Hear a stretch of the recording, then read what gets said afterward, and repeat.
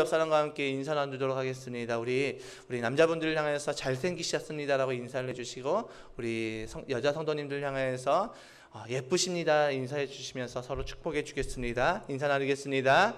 잘생기셨습니다. 예쁘십니다. 예, 우리가 마스크를 껴서 예쁜 얼굴이 가려진 것인지 아니면 가려져서 예뻐지신 것인지는 잘 모르겠지만, 정말 우리가 정말 주 안에서 성령을 받고 나니 정말 우리 얼굴이 환해지고 또 우리가 정말 더 예뻐지신 것 같습니다. 우리 지난 한 주간 특별 새벽 기도회를 드렸는데 너무나도 감사하게 우리 성도님들이 많이 오셔서, 정말 어떤 날은 진짜 저희 아이들을 포함해서 16분이 함께 예배를 드리는 날도 있었고요. 그래서 저희가 새벽 예배를 평소에 드릴 때 많이 오시면 5분, 보통 2-3분씩 오셔서 함께 예배를 드리다가 또 그렇게 많이 오시니까 저도 더 힘이 나더라고요. 그래서 우리가 이 열기를 여기서 끝났다고 꺼트리지 마시고, 저희 월요일부터 또 새벽 예배가 시작되는데 함께 동참하여서 예배로 하루를 시작하고 기도로 하루를 시작하는 우리 백합교회 온 성도님들 되시길 주님의 이름으로 축복합니다. 이 시간 예배하는 저와 여러분들에게 우리 주 예수 그리스도의 은혜와 축복과 평강이 충만하시기를 주님의 이름으로 축복합니다. 오늘 우리가 함께 읽은 이 본문의 말씀을 통하여서 성령으로 교회가 세워지다라는 제목으로 함께 하나님의 말씀을 나눠보겠습니다. 여러분, 오늘은 성령 강림 주일입니다. 이 성령 강림은 오늘 본문에서 우리 2장에서 말씀드렸던 것처럼 오순절날 일어났는데, 이 오순절은 6월절로부터 50일째 되는 날이 오순절이라고 합니다. 그래서 이 오순절은 유대인들에게 굉장히 중요한 절기입니다. 구약의 이스라엘은 이 오순절을 77절이라 해서 그들의 절기를 지켰고, 또 수확한 보리를 하나님 앞에 예물로 드린다고 해서 맥주절로 지키기도 했습니다. 그래서 이 오순절이 되면 이제 각 나라에 흩어져 있었던 디아스포라 이 유대인들이 이 오순절을 지키기 위해서 예루살렘 성전으로 모이는 것입니다. 예수님의 제자들 역시 마가 요한의 다락방에 오순절을 지키기 위해서 모여 있었습니다. 그리고 그들은 이 오순절을 지키기 위해서만 모여 있었던 것이 아니라 예수님께서 그들에게 말씀하셨던 그 성령을 기다리기 위해 그 다락방에 모여 있기도 하였습니다. 사도행전 1장 4절의 말씀 우리 함께 읽어보겠습니다.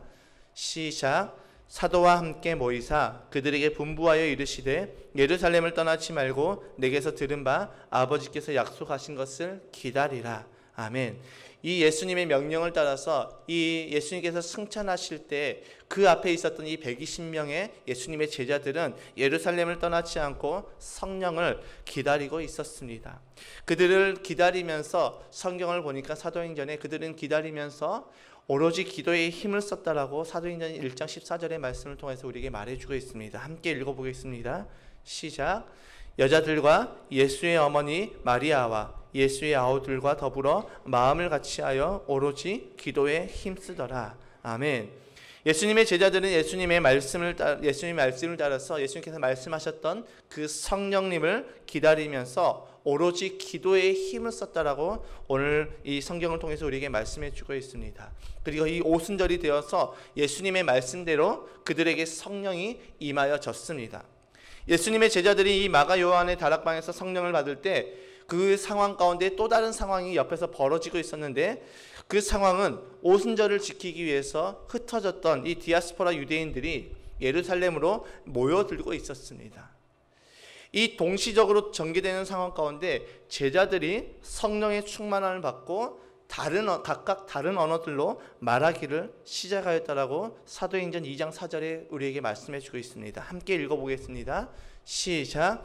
그들이 다 성령의 충만함을 받고 성령이 말하게 하심을 따라 다른 언어들로 말하기를 시작하니라. 아멘. 이 다른 언어들로 말하기 시작하는 그 소리를 듣고 이 예루살렘에 모였던 경건한 유대인, 즉 예수님을 믿지는 않지만, 그들이 예수님을 영접하지는 않았지만 이 유대인의 전승을 잘 지키는 정말 경건한 유대인들이 그 기도의 소리를 듣고 깜짝 놀란 사건이 있었습니다. 그리고 그들은 신기하게 여겼다라고 말씀하고 있습니다. 왜 그들이 깜짝 놀랐을까요? 사도행전 2장 7절과 8절에 그 이유가 이렇게 기록되어 있습니다. 읽어보겠습니다. 시작. 다 놀라 신기하게 여겨 이르되 보라, 이 말하는 사람들이 다 갈릴리 사람이 아니냐? 우리 각 사람이 난 곳 방언으로 듣게 되는 것이 어찌 됨이냐. 아멘. 이렇게 흩어졌다가 다시 예루살렘으로 모였던, 각국에 흩어져 있었던 이 유대인들이 깜짝 놀랐던 그 이유는 이 120명의 예수님의 제자들은 갈릴리 사람이었는데 성령을 받고 다른 언어들로 말하기 시작하였는데 그 언어가 자기들이 흩어져서 살고 있었던 각국의 각 나라의 말들로 말하는 것입니다. 그런데 그 말을 하는 이 120명의 제자들은 갈릴리를 떠나지 않고 이 계속해서 유대 사회에서 살았던 사람입니다. 갈릴리를 떠나지 않았기 때문에 그들은 자신들이 살고 있는 나라들, 그러니까 흩어져 있는 이 유대인들의 그 언어들을 배우지도 않았고 그것들을 사용할 수 있는 사람들도 아니었습니다. 그런데 갑자기 그들이 성령의 충만함으로 말미암아 그들이 이제 각 나라의 방언으로 말하였다는 것입니다. 그 소리를 듣고 그들이 깜짝 놀랐다라고 성경은 말합니다. 그런데 그들의 말은 하나같이 이 120명이 각각 다른 언어로 말을 하고 있었지만 이구동성으로 하나같이 한 일을 말하고 있는데 그 일은 무엇이냐면 하나님의 큰 일에 관하여서 말하였다라고 말하고 있습니다. 이 하나님의 큰 일은 곧 하나님께서 우리 하나님의 백성들을 구원하시기 위해서 하셨던 그 모든 일, 곧 복음을 말씀하시는 것입니다. 각 나라의 방언으로 복음을 선포하고 있었음을 우리에게 말씀해 주고 있는 것입니다. 사도행전 1장 8절의 말씀 함께 읽어볼까요? 1장 8절의 말씀 시작. 오직 성령이 너희에게 임하시면 너희가 권능을 받고 예루살렘과 온 유대와 사마리아와 땅끝까지 이르러 내 증인이 되리라 하시니라. 아멘. 예수님께서 제자들에게 승천하시기 직전에 이렇게 말씀하십니다. 야, 너희들이 성령을 받으면 이제는 너희가 예루살렘과 온 유대와 사마리아와 땅끝까지 이르러 나의 증인이 될 것이야 말씀하셨습니다. 그런데 그 말씀대로 이 제자들이 성령을 받게 되자 그 성령을 통하여서 이제 그들은 각 나라의 언어들로, 각 나라의 방언으로 이제 복음을 선포하고 있게 되는 것입니다. 그 모습을 보고 이제 경건한 유대인들 중에서 어떤 사람들은 그 모습을 기이히 여겼고 신기하게 여겼지만 어떤 사람들은 그들이 술에 취했다라고 조롱하는 사람들도 있었습니다. 그때 사도들이 일어나서 그 사도들 가운데 이 베드로가 나와서 그들에게 이제 설교를 시작하는데 그 설교의 말씀이 이 사도행전 2장 14절부터 16절까지의 말씀에 기록되어져 있습니다. 성령의 충만함을 받은 이 베드로의 설교를 듣고 예루살렘에 모였던 유대인들은 그 마음이 찔렸다라고 오늘 본문을 통해서 우리에게 말씀해 주고 있지요. 본문 37절의 말씀을 함께 읽어보겠습니다. 시작. 그들이 이 말을 듣고 마음에 찔려 베드로와 다른 사도들에게 물어 이르되 형제들아 우리가 어찌할꼬 하거늘. 아멘. 이 베드로의 설교의 핵심이 무엇이었냐면 야, 우리가 못 박았던 그 예수가 바로 그리스도시다. 그리고 그는 죽음에서 부활하셨다라는 설교였습니다. 본문에 기록된 이 베드로의 짧은 설교였습니다. 이 본문을 우리 2장에서 기록된 이 설교문을 쭉 읽어보면 채 2분도 채 되지 않는 그 짧은 설교였지만 이 설교의 임팩트는 너무나도 컸습니다. 37절의 말씀에 기록된 것처럼 이 베드로의 설교를 들었던 이 경건한 유대인들이 그 마음에 찔림을 받고 어찌할 줄을 몰랐다라고 말하고 있습니다. 자신들이 그토록 기다렸던 그 메시아가, 구약의 그 예언의 말씀이 성취되기를 그토록 기다렸던 그 메시아가 이 땅 가운데 오셨는데 그 메시아는 자신들이 직접 십자가에 못 박혀 죽게 만들었던 예수라는 그 사실을 듣고 그들은 이제 정말 깜짝 놀랄 수밖에 없었습니다. 그러니까 멘붕에 빠진 것이지요. 우리가 만약 그들이었다면, 우리가 만약 그 경건한 유대인들의 입장에서 우리가 그 소식을 들었다면 우리의 마음은 어떠했을까요? 이 상황에 직면하게 되면 정말 우리에게 아무것도 보이지 않고 정말 그 메시아만이 소망이라고 생각했는데 그 메시아를 우리가 죽여버렸다라는 그 죄 앞에 직면하게 되었을 때 내가 죄의 힘을 깨닫고 정말 막막해지는 그런 상황이었을 것입니다. 그래서 이 유대인들도 베드로를 향하여서, 사도들을 향하여서 형제들이여 우리가 어찌할 바를 몰랐다라고 성경은 말하고 있습니다. 구약에 약속하신 메시아가 이 땅에 오신 것도, 이미 오셨다라는 것도 놀라운 일인데 그 메시아를 내 손으로 죽게 만들었다는 그 사실을 직면하게 되었을 때 그 유대인들은 자신들의 그 끔찍한 죄를 바라보면서 어찌할 줄을 몰랐다라는 것입니다. 그때 베드로가 이렇게 말합니다. 38절의 말씀입니다. 함께 읽어보겠습니다. 시작. 베드로가 이르되 너희가 회개하여 각각 예수 그리스도의 이름으로 세례를 받고 죄 사함을 받으라. 그리하면 성령의 선물을 받으리니. 아멘. 베드로는 자신들의 그 죄를 깨닫고 어찌할 바 모르는 그 유대인들을 향하여서 회개하고 예수 그리스도의 이름으로 죄 사함을 받고 성령을 받으라고 말씀하고 있습니다.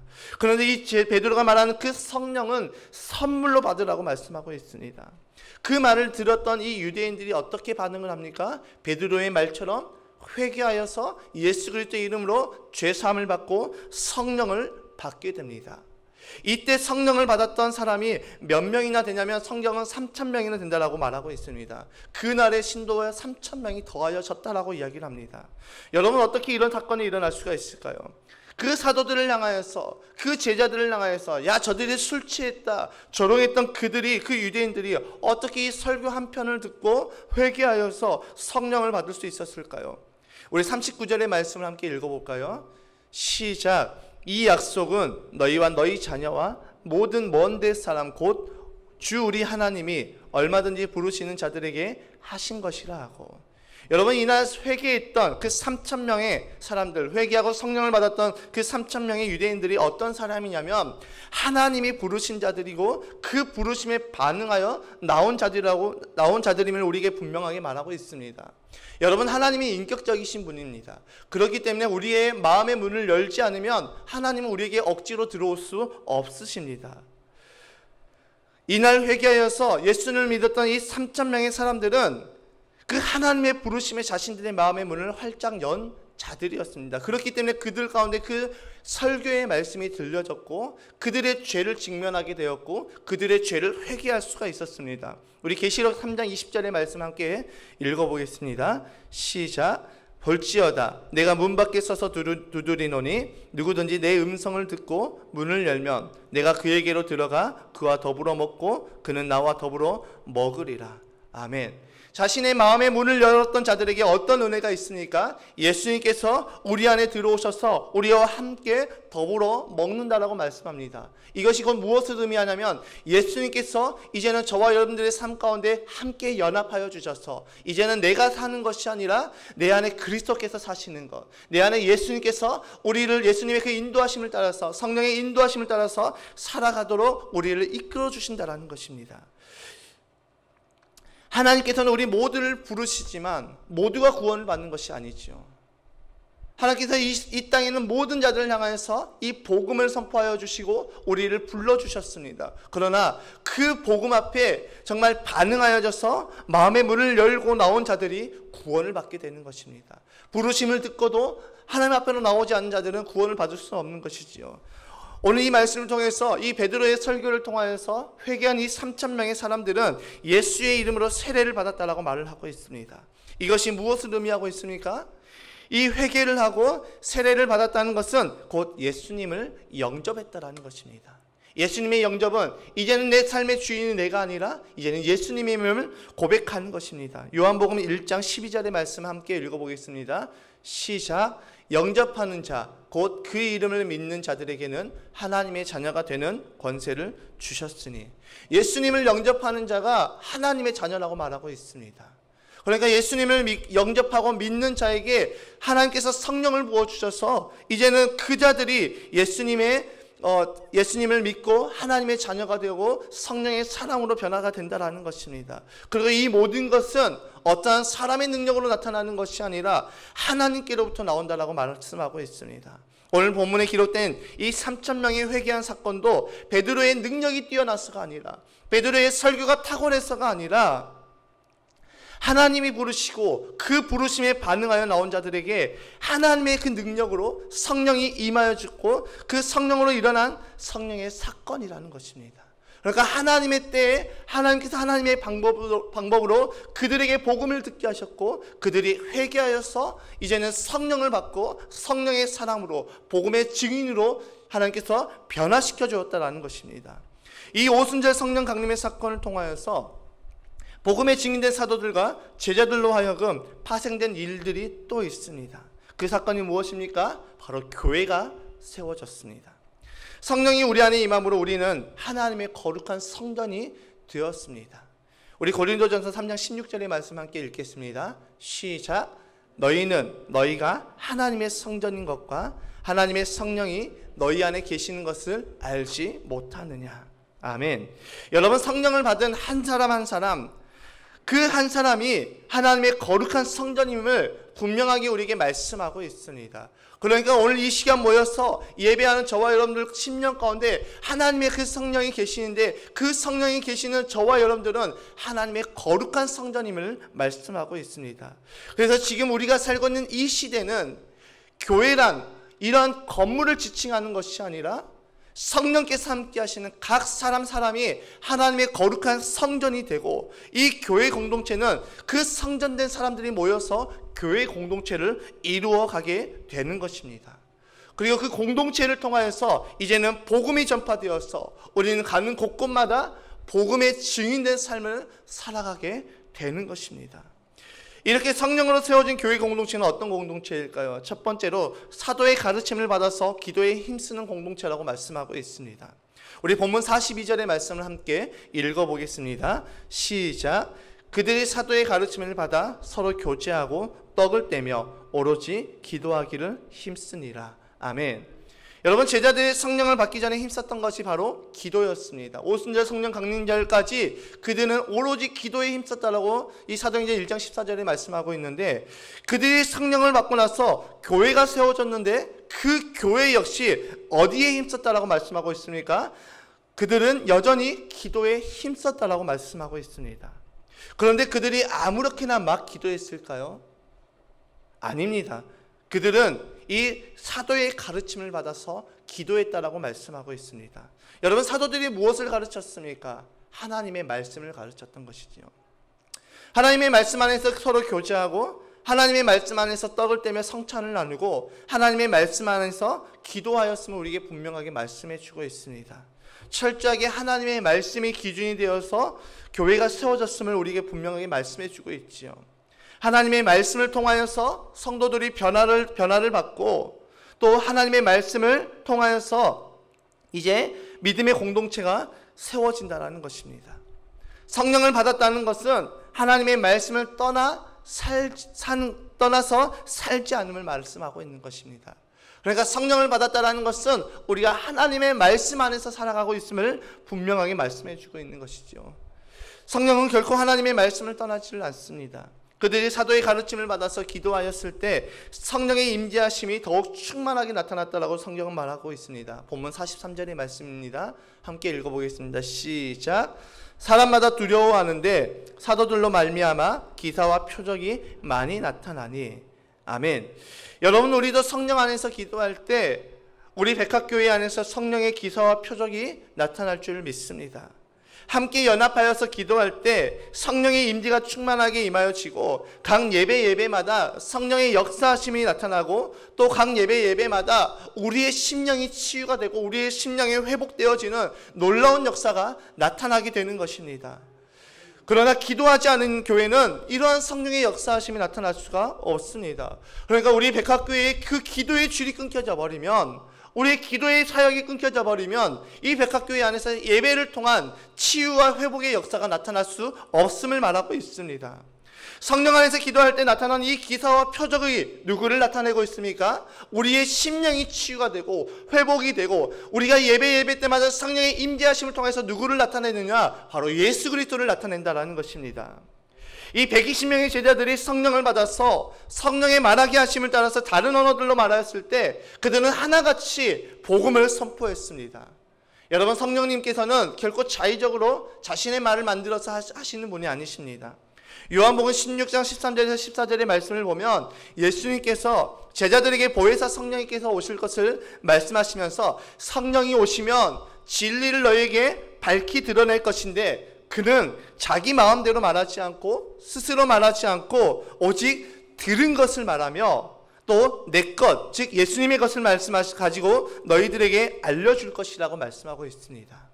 그러니까 성령님께서는 곧 예수 그리스도 안에서 하나님의 말씀 안에서 성령의 말씀을 주시는 것입니다.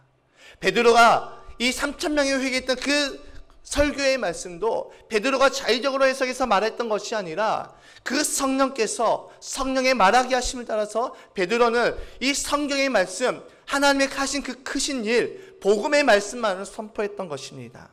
그 성령의 말은 곧 하나님의 큰 일, 복음을 말씀하는 것이죠.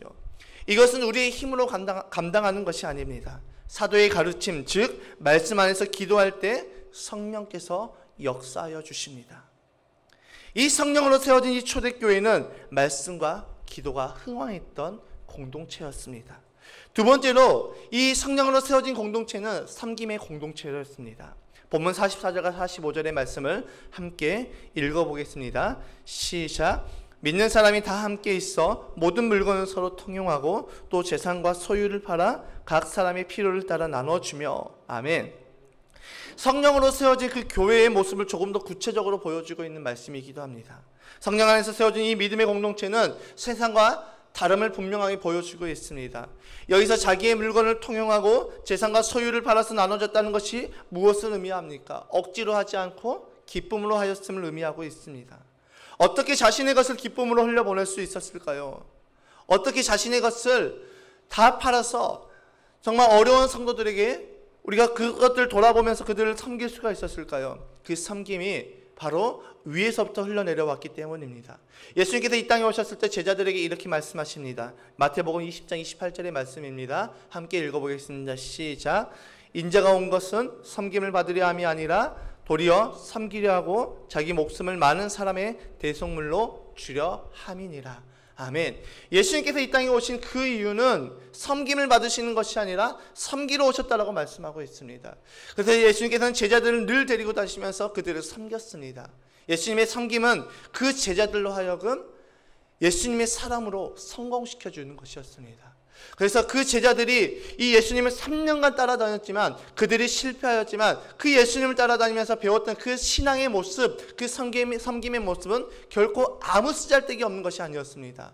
그 배움이 이제는 성령의 역사하심을 통해서 이제는 예수님께서 가르쳐 주신 대로 그 제자들이 살아갈 수가 있었던 것입니다.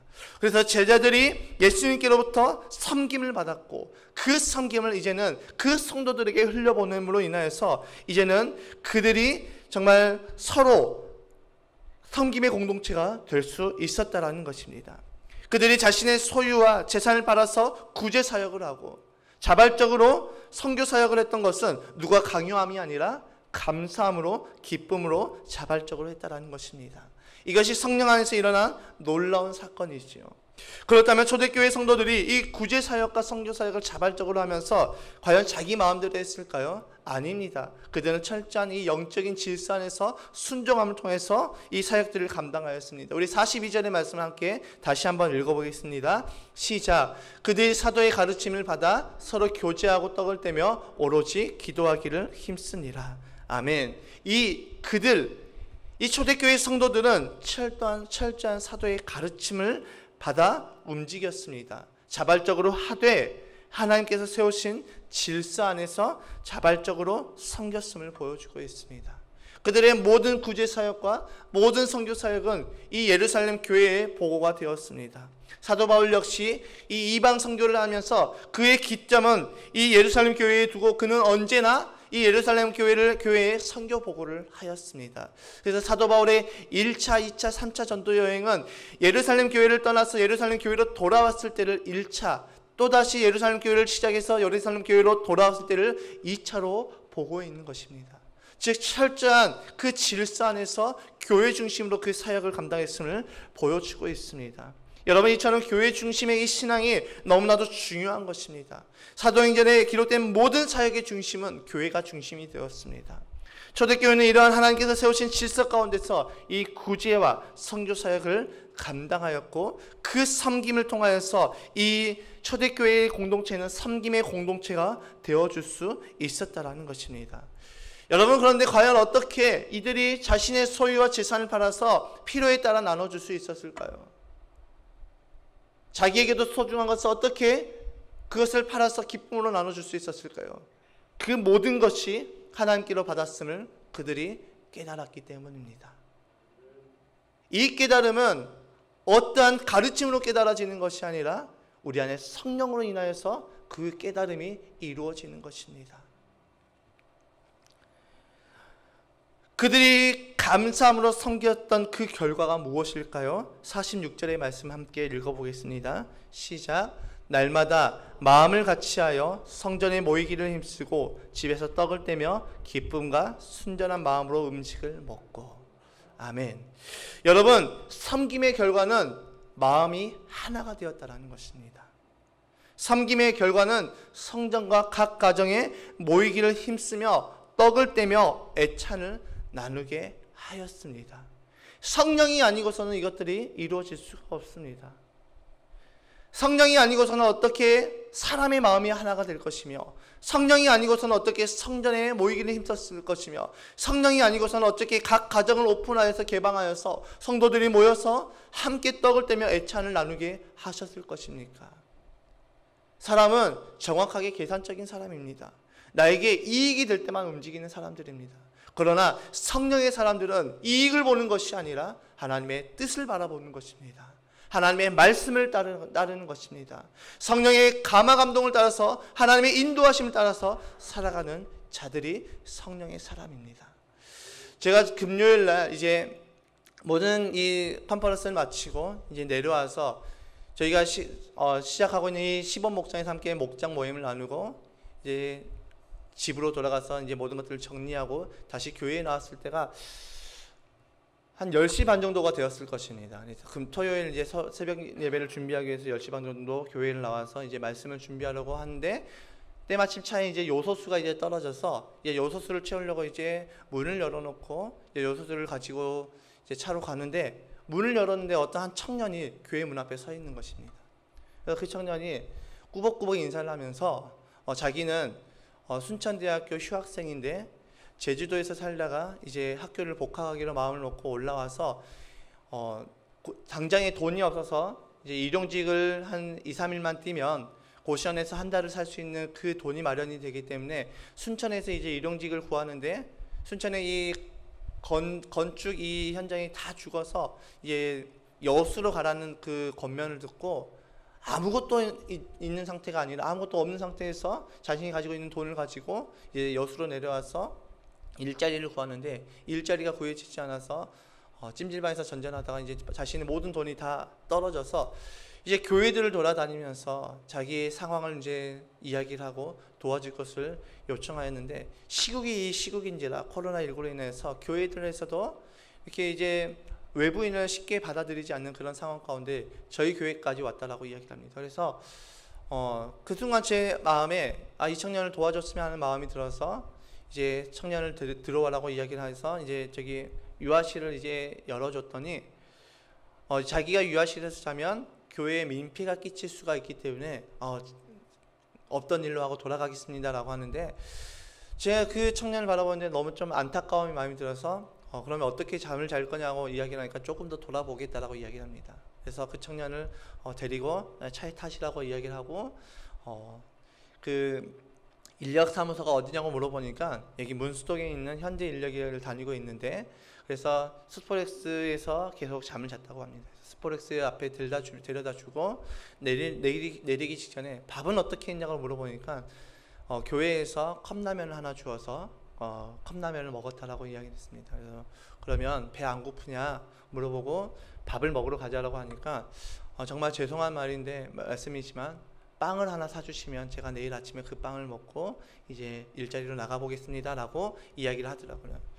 그래서 그 청년을 데리고 이제 옆에 있는 편의점에 가서 빵을 골라라고 했습니다.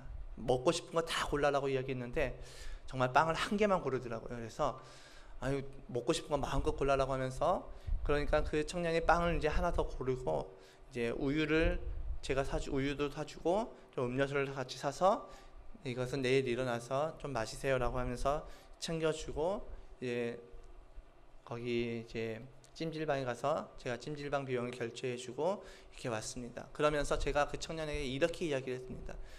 저는 청년이 하는 말이 거짓말이든 진실이든 저는 거기에 상관하지 않는다. 제 안에 계신 성령께서 이 청년을 도와달라고 말씀하셨고 저는 하나님의 말씀에 순종하여서 청년을 도와주는 것입니다. 혹시라도 기회가 된다면 나중에 훗날 교회를 다니고 예수님을 믿을 수 있는 그 기회가 된다면 꼭 교회를 다니십시오라고 하고 그 청년을 보내드렸습니다. 여러분, 그 섬김을 하고 나서 제 마음이 기뻤을까요? 안 기뻤을까요? 너무 기쁘더라고요. 제가 그 청년에 썼던 그 비용은 2만 원 정도밖에 되지 않았지만 그 2만 원을 통해서 정말 나중에 그 청년이 이 2만 원의 그 섬김을 받았던 것을 기억하여서 하나님을 믿게 된다면 이 2만 원의 그 투자를 통해서 엄청난 열매가 맺어짐이 제 안에 다 깨달아지더라고요. 여러분, 우리의 작은 섬김이 정말 열매를 맺게 되면 하나님께서 보시기에 가장 큰 열매가 되는 것입니다. 이 정도 섬김을 갖고 누가 기뻐하시겠어? 라고 생각할지도 모르겠지만 우리의 그 작은 섬김을 통하여서 누군가는 하나님의 사랑을 깨닫게 될 수 있다라는 것입니다. 오늘 아침에 제가 우리 심원지 집사님과 한혜영 집사님에게 연락을 받은 것이 아니라 우리 김영수 한수 집사님에게 말씀을 듣고 제가 전화를 해봤더니 교회를 옮기겠다라는 것입니다. 그래서 왜 교회를 갑자기 옮기십니까? 라고 물어보니까 장애인협회에서 같이 함께 다니는 그 교회를 옮기는데 왜 무슨 이유가 있습니까? 라고 물어보니까 그 집사님이 하셨던 말씀이 자꾸 그 성도 안에서 그 관계에 대해서 어려움을 겪고 또 싸움이 일어나는 것 같고 또 자신들이 이렇게 말도 걸지 않았는데 누군가 말을 걸었다라고 싫어하는 그런 모습들 자기들이 느꼈다라고 합니다. 이것이 진짜인지 아닌지는 알 수는 없지만 혹여라도 이것이 진짜라서 그분들이 옮기는 것이라면 우리는 이것을 회개해야 됩니다. 왜요?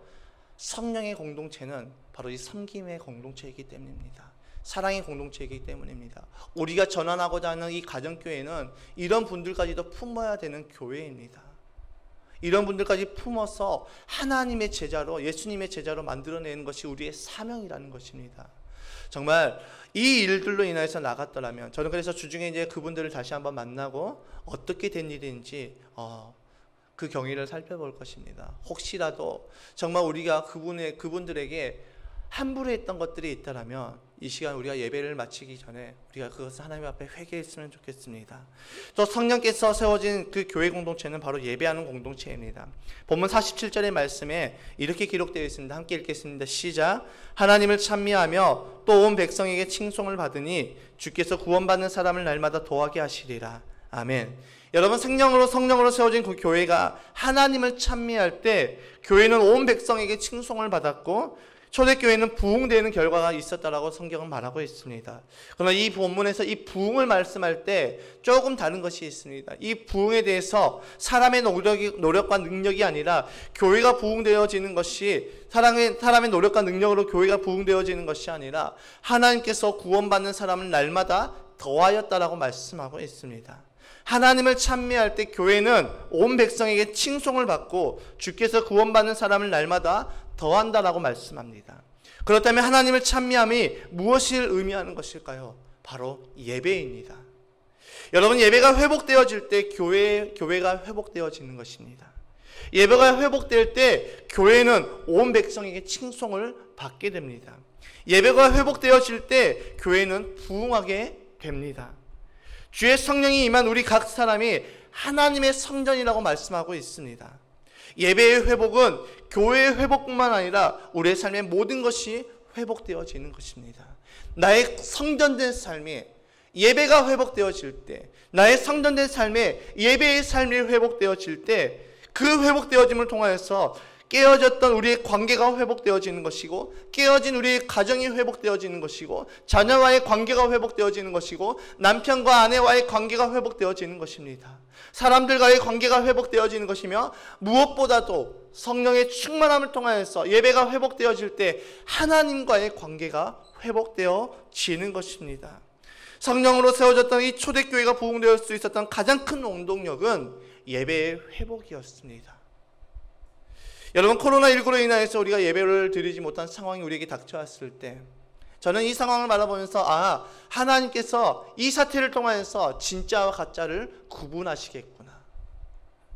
이 코로나로 인해서 예배가 2달간, 심지어 수도권에 있는 교회들은 3달간 예배가 쉬어질 때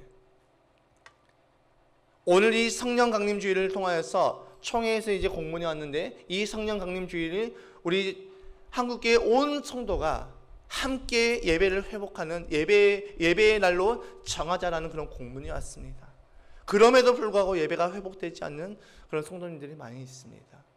이 코로나19를 통하여서 우리 믿음의 민낯이 그대로 드러나게 되어지는 것이죠. 여러분, 예배를 회복해야 됩니다. 우리의 예배가 회복되어질 때 우리의 삶이 회복되어지고 우리의 가정이 회복되어지고 우리의 예배가 회복되어질 때 우리의 자녀가 회복되어지는 것입니다. 그래서 이 오순절 성령 강림은 이 오순절 때만 일어나는 것이 아니라 오늘 우리가 이 절기를 지키면서 이때만 성령 강림을 받는 것이 아니라 우리의 오순절 성령 강림은 우리의 삶에서 날마다 이루어져야 되는 것입니다. 그래서 날마다 성령의 충만함으로 말미암아 우리의 예배가 회복되어짐으로 우리의 자녀들이 예배자로 예배의 사람으로 세워져야 되는 것입니다. 그래서 각 가정에 무너져 있던 그 예배를 회복하시기 바랍니다. 우리 교회에 무너져 있던 그 예배를 회복하십시다. 우리 각 삶 가운데 무너져 있던 그 예배의 삶을 회복합시다. 그래서 하나님을 찬미함을 통하여서 교회가 우리의 삶이 온 백성들에게 칭송을 받고 우리를 통하여서 구원받는 사람을 날마다 더하시게 하는 놀라우신 그 역사가 일어나시기를 주님의 이름으로 축복합니다. 말씀을 정리합니다. 여러분, 오순절 성령 강림은 각 사람을 하나님의 거룩한 성전이 되게 하시고 그 성전된 성도의 공동체로 세워주셨습니다. 그리고 성령의 인도하심을 따라서 말씀과 기도와 교제와 섬김과 예배가 회복되어졌습니다.